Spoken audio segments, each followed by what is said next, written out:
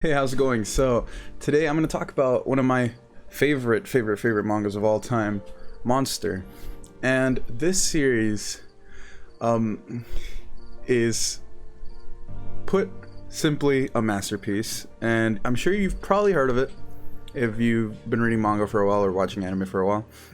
And if you haven't, then great, now you know about it at least.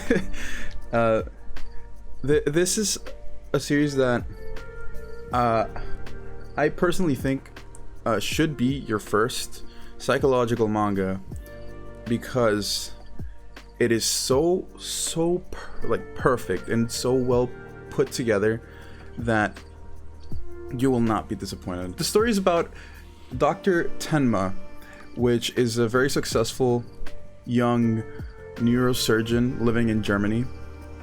And basically what happens is that he saves the life of a patient, and this patient later on turns into basically a supervillain murderer.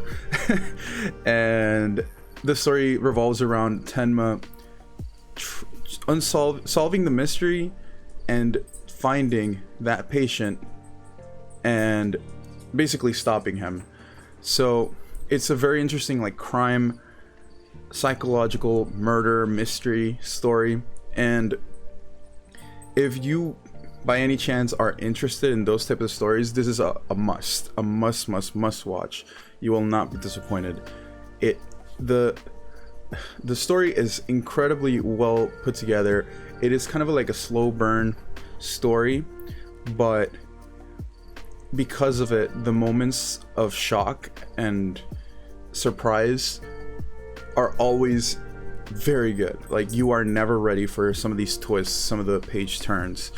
The characters are incredibly well written and very deep, some of them, and you get so immersed, because there's times when you're reading the story and you become so immersed that you almost forget that these are fictional characters, that these are drawings. But Urasawa is a master at character writing, and he just keeps your attention non-stop. He is so good at what he does. And one of my personal favorite things about Urasawa, which I mentioned briefly, was the page turns. If you aren't aware of this, it's basically when you turn a page,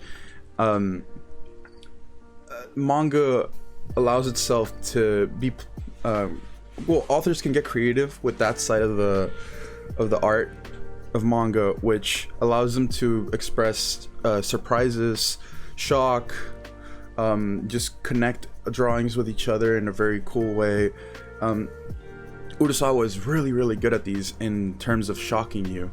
There's so many times that it keeps your focus and attention, and you turn the page and he shocks you. And I'm not talking in a horror scary way. It's more so what the heck way. Like you are not ready for it. It's so good. It's so good. He's a master at that. He's so good. Another thing to bring up about this story is the antagonist. The antagonist of this story is one of, if not the best antagonist in all of manga. And you've probably heard that before if you've at any point heard anyone else talk about Monster, but trust me, this antagonist will become one of your favorites once you finish this story. And the way the story is put together, it's crafted in such a way that the deeper you get into the story, the more you're learning about the villain. And it's like a big jigsaw puzzle basically that's being filled out as you go through the story. So a lot of things are out of context, and you don't really understand what you're reading until 10-20 chapters later, or even way later. A lot of the pieces start making sense when they're put in there, with one another, and it's so good. It's so good. But yeah, what else is there? The action there. You would think that since it's, you know, set in the real world, it's, you know, typical like action sequences, but actually, so these some of these action sequences are really, really well put together. They're really good. He uses to his advantage the side of it being a mystery, you know, murder mystery kind of crime manga, and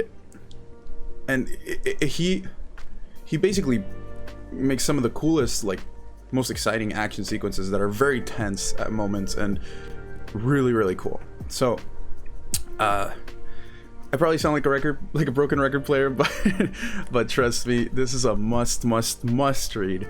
So yeah, if I hope I didn't forget to mention any other thing to convince you, but this is just a work of art. I love it, and I'm sure you will too. So anyways, that's pretty much it, and I'll see you next time.